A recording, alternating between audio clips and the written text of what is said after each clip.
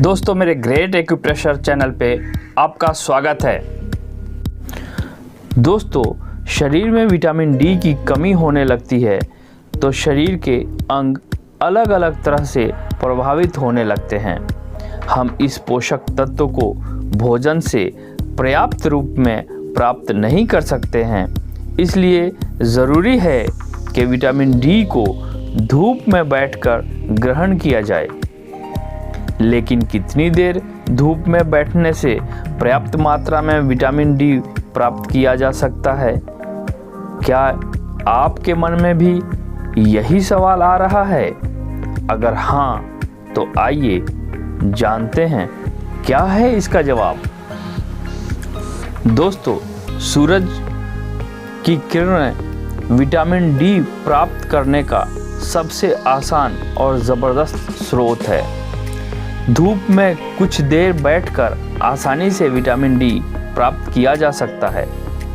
यह हमारे शरीर के लिए एक बहुत ही आवश्यक पोषक तत्व है। बावजूद इसके, इस विटामिन की कमी न सिर्फ भारतीयों में बल्कि दुनिया भर के लोगों में देखी जाती है। ऐसा इसलिए होता है क्योंकि अलग अलग कारणों से, जैसे कि टैनिंग होने का डर, सनबर्न और शरीर में बेचैनी के कारण धूप में नहीं बैठते हैं। जब शरीर में इसकी कमी होने लगती है तो शरीर के अंग अलग अलग तरह से प्रभावित होने लगते हैं। हम इस पोषक तत्व को भोजन से पर्याप्त रूप में प्राप्त नहीं कर सकते हैं, इसलिए ज़रूरी है कि विटामिन डी को धूप में बैठकर ग्रहण किया जाए।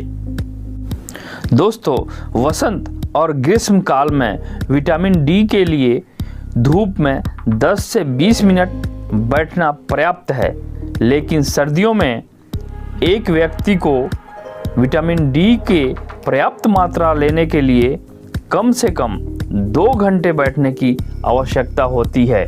सर्दियों और गर्मियों के बीच यह अंतर इसलिए है क्योंकि सर्दियों में हमारी बॉडी सिर्फ 10% ही सूर्य की किरणों के संपर्क में आ पाती है। इसलिए सर्दियों में विटामिन डी की पर्याप्त मात्रा प्राप्त करने में अधिक समय लगता है। वहीं गर्मियों में हमारे शरीर का 25% भाग सूर्य के प्रकाश के संपर्क में होता है और हमें पोषक तत्वों को अवशोषित करने के लिए कम समय की आवश्यकता होती है।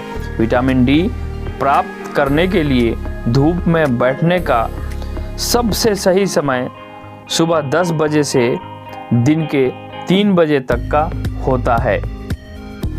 दोस्तों, अगर ये मेरा वीडियो आपको पसंद आया हो तो प्लीज़ इसे लाइक कीजिए, अपने दोस्तों में शेयर कीजिए और ऐसी ही वीडियोज़ देखने के लिए प्लीज़ मेरे इस चैनल को सब्सक्राइब कर लीजिए। Thank you so much.